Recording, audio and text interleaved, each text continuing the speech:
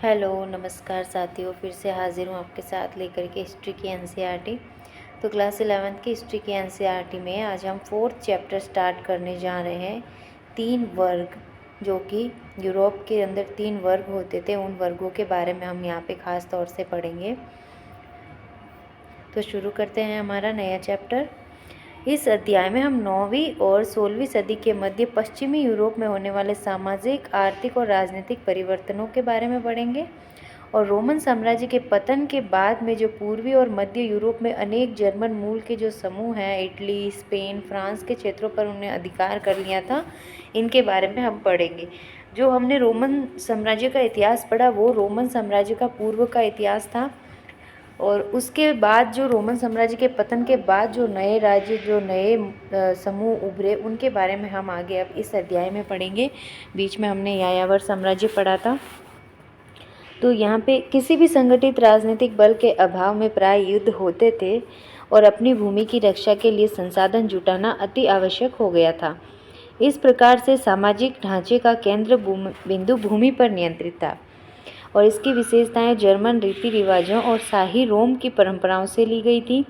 ईसाई धर्म, जो 4वीं सदी से रोमन साम्राज्य का राजकीय धर्म था, रोम के पतन के पश्चात भी बचा रहा और धीरे धीरे मध्य और उत्तरी यूरोप में फैल गया।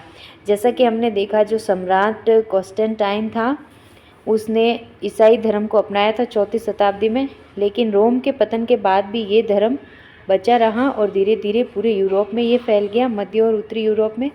चर्च भी यूरोप में एक मुख्य भूमि धारक और राजनीतिक शक्ति बन गया था।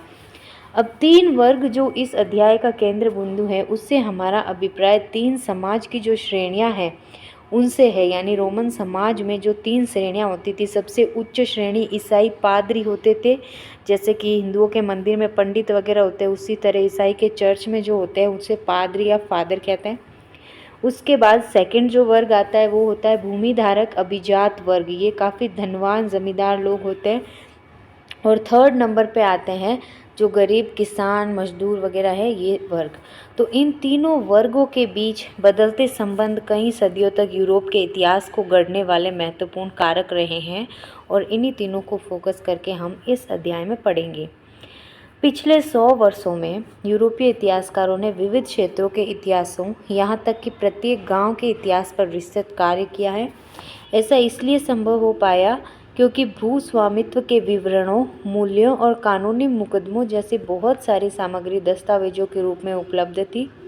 उदाहरण के लिए चर्चों में मिलने वाले जन्म, मृत्यु और विवाह के अभिलेखों की मदद से ही परिवारों और जनसंख्या की संरचना को समझा जा सका।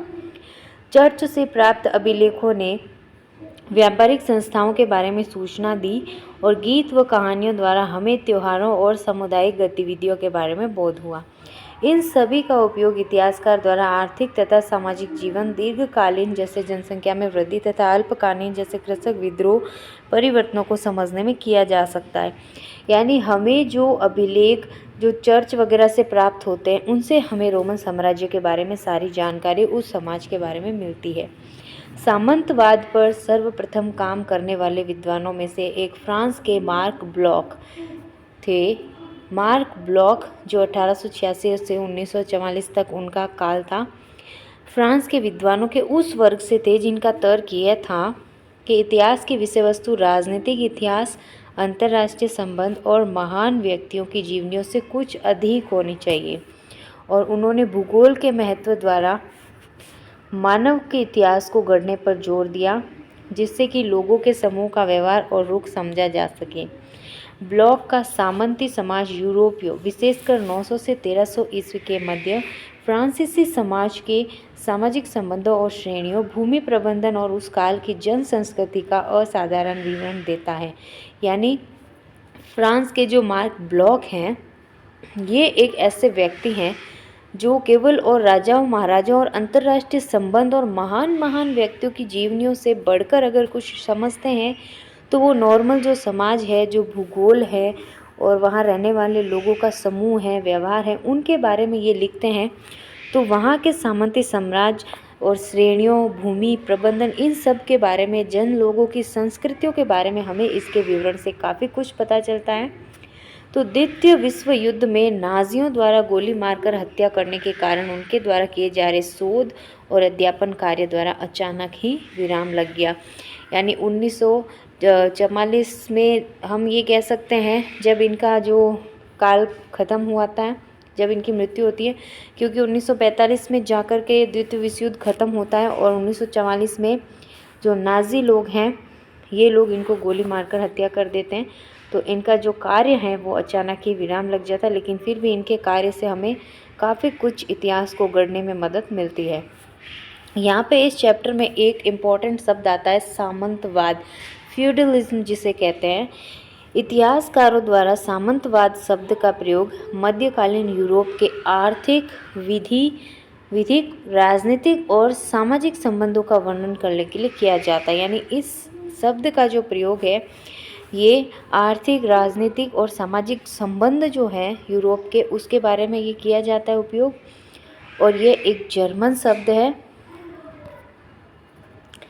जर्मन शब्द फ्यूड से बना है।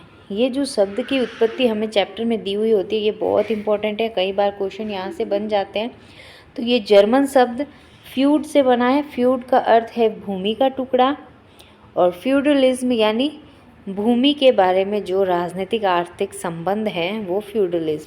तो यह एक ऐसे समाज को इंगित करता है जो मध्य फ्रांस और बाद में इंग्लैंड और दक्षिणी इटली में भी विकसित हुआ, जो सामंती समाज है जिनका अधिकार भूमियों के ऊपर था आर्थिक संबंध को लेकर के।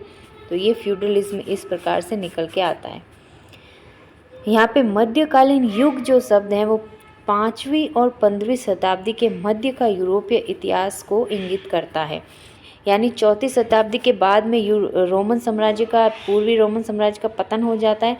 पतन के बाद से यानी 5वीं शताब्दी से लेकर 15वीं शताब्दी तक पूरा मध्यकालीन युग होता है, और 15वीं शताब्दी के बाद से आधुनिक काल शुरू हो जाता है।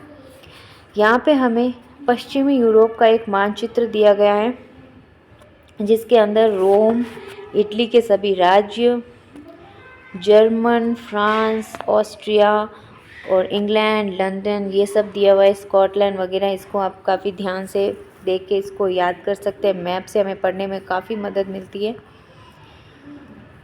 तो यहाँ पे आर्थिक संदर्भ में सामंतवाद एक तरह के कृषि उत्पादन को इंगित करता है जो सामंत यानी कि लॉर्ड और कृषक यानी कि पीजेंट के संबंधों के ऊपर आधारित है। सामंतवाद यानी सामंत यहाँ पे भूमि धारक होते थे और कृषक जो उन भूमि धारकों की भूमि पर काम करते थे। और ये जो काल है इसको सामंतवाद का काल इसलिए कहा गया है क्योंकि यहाँ पे सामंतों की संख्या बहुत अधिक बढ़ रही थी। जो मध्यम वर्गीय लोग हैं ये सामंत बनते जा रहे थे और निम्न वर्गीय लोग कृषकों से अपना काम करवाते थे। तो कृषक अपने खेतों के साथ साथ लॉर्ड के खेतों पर भी कार्य करते थे। कृषक लॉर्ड को श्रम सेवा प्रदान करते थे, बदले में वे उन्हें सैनिक सुरक्षा देते थे। यानी वो धन वगैरह कुछ नहीं देते थे, केवल उन्हें सुरक्षा देते थे। इसके साथ साथ लॉर्ड के कृषकों पर व्यापक न्यायिक अधिकार भी थे, इसलिए लॉर्ड यहाँ पे सामंत को कहा गया है। इसलिए सामंतवाद ने जीवन के न केवल आर्थिक बल्कि राजनीतिक, सामाजिक पहलुओं पर भी अधिकार कर लिया। यानी जो ये सामंत है इन्होंने कृषकों के आर्थिक, सामाजिक, राजनीतिक पूरे जीवन पर कब्जा कर लिया था एक तरह से। यद्यपि इसकी जड़ें रोमन साम्राज्य में विद्यमान प्रथाओं और फ्रांस के राजा शार्लमैन, जिसे हम चार्लमैन भी कहते हैं कई बार, उसके काल में पाई गई। तथापि ऐसा कहा जाता है कि जीवन के सुनिश्चित तरीके के रूप में सामंतवाद की उत्पत्ति यूरोप के अनेक भागों में 11वीं सदी के उत्तरार्ध में हुई। यहाँ पे जो सामंतवाद की जड़ें हैं, यानी ये जो सामंतवाद है ये जो शुरू हुआ ये फ्रांस के राजा शार्लमैन के समय से स्टार्ट हुआ माना जाता है, 8वीं और 9वीं शताब्दी के आसपास। लेकिन पूरे तरीके से, एक परफेक्ट तरीके से जब ये लागू होता है वो लगभग 11वीं सदी के उत्तरार्ध में, यानी उसके उतरने के समय ये लागू होता है। अब हम फ्रांस और इंग्लैंड के अंदर इसको पढ़ेंगे। गॉल जो रोमन साम्राज्य का एक प्रांत था, 2 विस्तृत तट रेखाएं, पर्वत श्रेणियां, लंबी नदियां, वन और कृषि करने के लिए उपयुक्त विस्तृत मैदान यहाँ पे उपस्थित थे।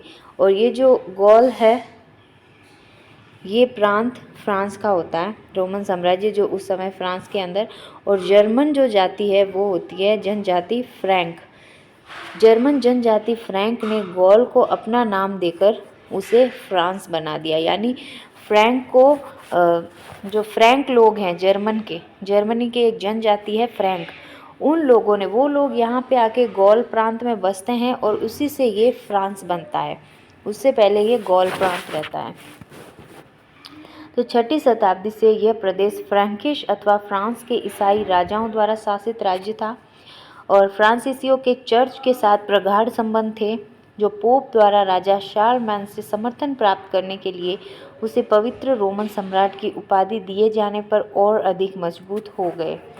अब यहाँ पे हम इस पवित्र रोमन सम्राट के बारे में यहाँ पढ़ेंगे कि कुस्तुनतुनिया में रहने वाले जो पूर्वी चर्च के प्रधान के भी बाइजेंटियम के सम्राट के साथ समान संबंध थे। यानी जो कुस्तुनतुनिया में रहने वाले चर्च के प्रधान हैं, उन चर्च के प्रधान जो होते थे वो बाइजेंटियम सम्राट के साथ भी समान संबंध रखते थे। तो इससे जो है फ्रांसीसी चर्च के साथ राजा के प्रगाढ़ संबंध बन गए। यानी पोप और राजा के बहुत गहरे संबंध यहाँ पे होते थे और उसी से जो है पोप लोगों ने रोमन साम्राज्य को पवित्र रोमन साम्राज्य की और सम्राट को पवित्र रोमन सम्राट की उपाधि दी।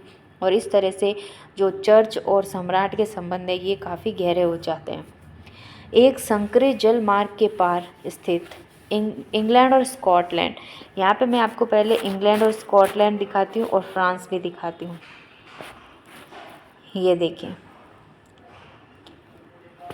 यहाँ पे हम इसको समझेंगे कि ये यहाँ पे सबसे नीचे जो है ये रोम है। ये जो है ईसाई धर्म का जो मूल केंद्र है, सबसे ईसाई धर्म की राजधानी हम इसको कह सकते हैं। सबसे महत्वपूर्ण चर्च यहाँ पे रोम में होता है और ये इटली के राज्य हैं और ये इसकी राजधानी रोम, ये भी इसी के द्वीप हैं। फिर हम थोड़ा ऊपर की तरफ देखें, उत्तर की तरफ, तब हमें यहाँ पे दिखते हैं ये ऑस्ट्रिया, जर्मन, और ये जो जर्मन जनजाति है ये यहाँ पे गॉल प्रांत है, रोमन साम्राज्य के अंतर्गत ही आता है ये भी। लेकिन जर्मन जनजाति फ्रैंक यहाँ पे आके बसती है और उसी के नाम पे फिर ये गॉल प्रांत फ्रांस बन जाता है। और इसी बीच ये इंग्लिश चैनल, यानी ये एक संकरा जल मार्ग हो गया। यहाँ पे ध्यान से देखिए, ये एक संकरा जल मार्ग है बीच में, और ये फ्रांस, जर्मनी और ये इंग्लैंड, तो ये सारे जो लैंड है ये इस संकरे जल मार्ग से जुड़े हुए हैं। तो यहाँ पे इंग्लैंड और लंदन उत्तर की तरफ, इसके नीचे फ्रांस यानी कि गॉल आ जाता है और इसके पूर्व की साइड जर्मन आ जाता है और इसके नीचे स्पेन, पुर्तगाल, ये सारी कंट्रीज़, और यहाँ पे सबसे दक्षिण में अफ्रीका। तो अब हम समझते हैं इस लाइन को कि एक संकरे जल मार्ग के पार यानी फ्रांस के उस पार इंग्लैंड और स्कॉटलैंड द्वीपों को 11वीं सदी में फ्रांस के एक प्रांत नॉर्मंडी के राजकुमार द्वारा जीत लिया गया। नॉर्मंडी प्रांत जो फ्रांस में ही है, उसका एक राजकुमार इंग्लैंड और स्कॉटलैंड को जीत लेता है। फिर यहाँ पे हम फ्रांस का प्रारंभिक इतिहास एक काल रेखा के माध्यम से देखेंगे कि सबसे पहले 481 ईस्वी में यानी 5वीं शताब्दी के उत्तरार्ध में लगभग जो क्लोविस फ्रैंक लोगों का राजा बनता है सबसे पहले। उसके बाद 486 में क्लोविस और फ्रैंक ने उत्तरी गॉल का विजय अभियान प्रारंभ किया। उत्तरी गॉल यानी गॉल के उत्तर के जो प्रांत हैं, इंग्लैंड और स्कॉटलैंड वगैरह। और उसके बाद 496 में क्लोविस और फ्रैंक लोग धर्म परिवर्तन करके ईसाई बन गए। फिर वो लोग, जर्मन जो लोग थे वो सब ईसाई बन जाते हैं। और 714 ईस्वी के अंदर चार्ल्स मार्टेल राजमहल का मेयर बनता है। 751 के अंदर मार्टेल का पुत्र पोपिन फ्रैंक लोगों के शासक को अपदस्थ करके, यानी 751 के अंदर यहाँ पे 500 ईस्वी तक यहाँ पे निकल जाती है जब फ्रैंक लोग धर्म परिवर्तन करके ईसाई बन जाते हैं। फिर कुछ वर्षों बाद 714 में जाकर के जो चार्ल्स मार्टेल है वो राजमहल का मेयर बनता है। और उसके बाद मार्टेल का जो पुत्र है वो 751 में फ्रैंक लोगों के शासक को अपदस्थ कर देता है और खुद शासक बन जाता है। और उसने एक अलग ही वंश की स्थापना की। विजय अभियानों ने राज्य का आकार दुगना कर दिया। यानी मार्टल का पुत्र जो पेपिन था, पेपिन के विजय अभियान जो थे उसने राज्य को दुगना कर दिया। 768 के अंदर पेपिन का स्थान उसके पुत्र शार्लमैन या चार्ल्स महान, चार्ल्स मैन भी जिसको हम कहते हैं, उसने लिया। जिस शार्लमैन की हम बात कर रहे हैं वो पेपिन का पुत्र होता है। और 800 ईस्वी में पोप लियो थर्ड ने शार्लमैन को पवित्र रोमन सम्राट का ताज पहनाया। और इसके बाद से जो है चर्च और जो सम्राट है, राजा है, उसके संबंध काफ़ी गहरे हो जाते हैं और धीरे धीरे जो चर्च हैं वो धार्मिक से हट कर के राजनीतिक केंद्र बनने लगते हैं। राजनीतिक गतिविधियां वहाँ पे काफ़ी होने लगती हैं। 840 से नॉर्वे से वाइकिंग लोगों के हमले शुरू हो जाते हैं। यानी रोमन साम्राज्य के ऊपर जो वाइकिंग साम्राज्य है, यहाँ पे हम देखेंगे इसको, ये यहाँ पे फ्रांस की राजधानी पेरिस है और जो नॉर्वे है, नॉर्वे इसके पूर्व का देश है। इसके वाइकिंग लोग इसके ऊपर, फ्रांस के ऊपर जो है और हमले करने स्टार्ट कर देते हैं। फिर हम अब देखेंगे यहाँ पे 3 वर्ग, यानी जब सम्राट यानी एक धनवान वर्ग और चर्च एक दूसरे से जुड़ने लगते हैं तब तीसरे वर्ग का क्या हाल होता है। इस तरह से तीनों वर्गों का संबंध हम यहाँ पे देखेंगे। 3 वर्ग। फ्रांसीसी पादरी इस अवधारणा में विश्वास करते थे कि प्रत्येक व्यक्ति कार्य के आधार पर 3 वर्गों में से किसी भी एक का सदस्य होता है। एक बिशप ने कहा, यहाँ वर्ग क्रम में कुछ प्रार्थना करते हैं, दूसरे लड़ते हैं और जो बाकी हैं वो अन्य कार्य करते हैं। यानी 3 वर्गों की जो व्याख्या है वो एक बिशप यानी जो चर्च का पादरी को, उसी को कहा गया है। तो उसी वर्ग कर्म में ये इस तरह से व्याख्या करता है, प्रार्थना करते हैं, मतलब ये उच्च वर्ग को बारे में कह रहा है कि वो लोग तो केवल भगवान की प्रार्थना करते हैं, चर्च में सबसे उच्च हो गए। दूसरे लड़ते हैं यानी राजा लोग युद्ध करते हैं और जो तीसरे वर्ग के लोग हैं वो बाकी बचे हुए सारे काम करते हैं, यानी दोनों वर्गों की सेवा मुख्य रूप से करते हैं। इस तरह समाज मुख्य रूप से 3 वर्ग, पादरी, अभिजात और कृषक से बना था। यहाँ पे कई बार 3 वर्गों के बारे में पूछ लिया जाता है, तो ये 3 वर्गों के नाम, ये क्या काम करते थे, ये भी आपको याद रखना है।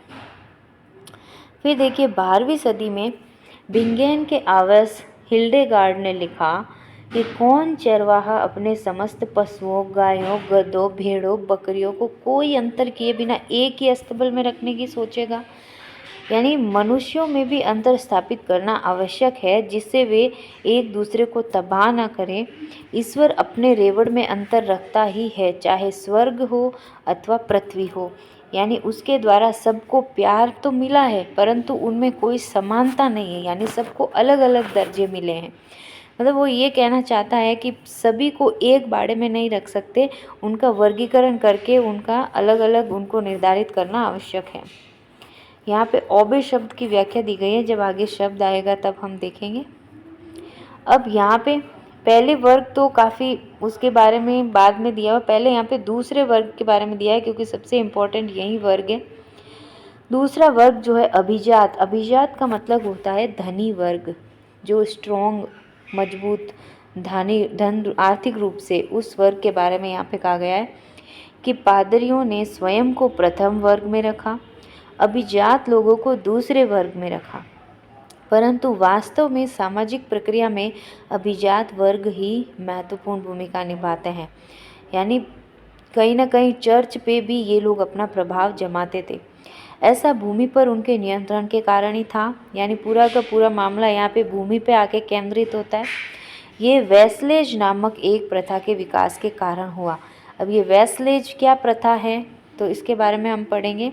फ्रांस के शासकों का लोगों से जुड़ाव एक प्रथा के कारण ही था जिसे वैसलेज कहते थे, और यह प्रथा जर्मन मूल के लोग, जिनमें से फ्रैंक लोग भी एक थे, उनमें समान रूप से विद्यमान थी। जो बड़े भूस्वामी और अभिजात वर्ग राजा के अधीन होते थे, जबकि कृषक भूस्वामियों के अधीन होते थे, और अभिजात वर्ग राजा को अपना स्वामी, यानी जिसका शाब्दिक अर्थ है सीनियर मान लेता था। सीनियर यानी स्वामी, अपने से बड़ा। अभिजात वर्ग है, धनी वर्ग है, वो राजा को अपना स्वामी मानते थे और वे आपस में वचनबद्ध होते थे कि सीनियर यानी लॉर्ड एक ऐसे शब्द से निकला है, लॉर्ड यानी रोटी देने वाला, जिसे हम कई बार भगवान का दर्जा भी दे देते हैं। वो दास की रक्षा करता है, यानी वेजल, दास यहाँ पे वेजल को कहा गया है, उसकी रक्षा करता था और बदले में वो उसके प्रति निष्ठावान रहता था। ये यहाँ पे एक जो है वेसलेस प्रथा को हम इस तरह से अगर समझें तो ये एक सीनियर और जूनियर की प्रथा हो गई कि जो सीनियर है वो अपने से जूनियर की रक्षा करेगा, उस पर अधिकार करेगा, और जूनियर यानी छोटे का ये कर्तव्य होगा, दास वेसल का ये कर्तव्य होगा कि वो बड़े की आज्ञा का पालन करे, उसकी जो है उसके प्रति निष्ठा रखे, उसका विद्रोह न करें। तो इस प्रथा के द्वारा ये सभी एक दूसरे से जुड़े हुए थे, यानी जो कृषक है उनके जो स्वामी हैं वो अभिजात लोग हैं, अभिजात लोगों का स्वामी राजा है, और राजा का भी स्वामी जो पोप है चर्च का वो होता है। तो इस तरह से ये सभी एक ही समान प्रथा से जुड़े हुए थे। अब इन संबंधों में व्यापक रीति रिवाज और शपथों का विनिमय भी शामिल था। इसमें खूब सारी शपथ भी होती थी जो कि चर्च में बाइबल की शपथ लेकर की जाती थी। जैसे हिंदू धर्म के अंदर गीता से शपथ लेते लोग, उसी तरह ये लोग बाइबल से शपथ लेते हैं। और इस समारोह में, यानी जो शपथ समारोह होता था, उसमें दास को उस भूमि के प्रतीक के रूप में, जो कि उसके मालिक द्वारा एक लिखित अधिकार पत्र या एक छड़ी या केवल एक मिट्टी का डला दे दिया जाता था, और उसको उसकी भूमि के ऊपर जो है ऐसे सौंप दिया जाता था कि अब से ये भूमि का जो मालिक है इसने तुमको ये डला सौंप दिया, यानी अब से तुम इसकी सेवा करोगे, इस भूमि पे सारा काम करोगे, और ये इस भूमि का स्वामी है। तो अभिजात वर्ग की एक विशेष हैसियत होती थी, उनका अपनी संपदा पर स्थायी तौर पर पूरा नियंत्रण था। वो अपनी सैन्य क्षमता बढ़ा सकते थे, जो सामंती सेना यानी फेड्यूल लीव्स कहलाती थी। वे अपना स्वयं का न्यायालय भी लगा सकते थे और यहाँ तक कि अपनी मुद्रा भी प्रचलित कर सकते थे। इतने सारे अधिकार जो हैं अभिजात वर्ग को मिले हुए थे। वे अपनी भूमि पर बसे सभी व्यक्तियों के मालिक होते थे, यानी जो भी उनकी भूमि का कार्य अपने हाथ में ले लेगा वो सब उनके दास हो जाएंगे, और जो भूमि पे रह रहे हैं वो सब इसके दास और वो उनका मालिक हो जाएगा। वे विस्तृत क्षेत्रों के स्वामी थे जिनमें उनके घर, उनके खुद के खेत, जोत, चारागाह और आसामी कृषक के घर और खेत होते थे। उनका जो घर है वो मैनर कहलाता था। यहाँ पे सामंतों का या अभिजातों का घर क्या कहलाता था? मैनर। लॉर्डों का घर मैनर कहलाता था। उनकी जो व्यक्तिगत भूमि है वो कृषकों द्वारा जोती जाती थी, जिनको आवश्यकता पड़ने पर युद्ध के समय पैदल सैनिक भी बना लेते थे ये लोग, और साथ ही साथ अपने खेतों पर काम भी करवाते थे। तो ये मैनर के घर पे ये लोग काम करते थे। यहाँ पे देखते हैं हम एक चित्र जिसके ऊपर एक राजा और रानी बैठे हुए हैं, और देखिए किस तरह से इनको बड़े ही ठाट बाट से दिखाया गया है। यहाँ पे एक फ्रांसीसी अभिजात दंपति है जो शिकार पे जाती हुई दिखाई दे रही है। ये 15वीं शताब्दी की पेंटिंग है, और ये लोग इस तरह से अपनी पेंटिंग बनवाना काफ़ी पसंद किया करते थे। यहाँ पे ओबे शब्द के बारे में, ओबेस हिलगार्ड के बारे में यहाँ पे दिया गया है कि ओबे शब्द जो है वो सीरिया के अब्बा से लिया गया है, और इसका अर्थ है पिता, और एबी, एबर्ट या एबिस से ये संचालित था। यानी ओबे शब्द का हमें अर्थ पूछ लिया जाए तो यह है पिता। फिर यहाँ पे मैनर की जागीर, यानी जो लॉर्ड है, जो अभिजात है, सामंत है, उसकी ज़मीन जागीर पे क्या क्या होता था। लॉर्ड का अपना एक मैनर भवन होता था जो उसका राजमहल होता था। वो सभी गांवों पर नियंत्रण रखता था। कुछ लॉर्ड अनेक गांवों के भी मालिक होते थे, और किसी छोटे मैनर की जागीर में दर्जन भर और बड़ी जागीर में 50 या 60 परिवार हो सकते थे। तो प्रतिदिन के उपभोग की प्रत्येक वस्तु जागीर पर मिलती थी। अनाज तो खेतों में उगाए जाते थे। लोहार बढ़ई लॉर्ड के औजारों की देखभाल और हथियारों की मरम्मत करते थे, जबकि राजमिस्त्री उनकी इमारतों की देखभाल करते थे। औरतें वस्त्र काटती और बुनती थी। बच्चे लॉर्ड की मदिरा संपीड़क में कार्य करते थे। जागीरों में विस्तृत अरण्य भूमि और वन भी होते थे जहाँ पे लॉर्ड शिकार करते थे, जो अभी हमने पेंटिंग देखी शिकार की।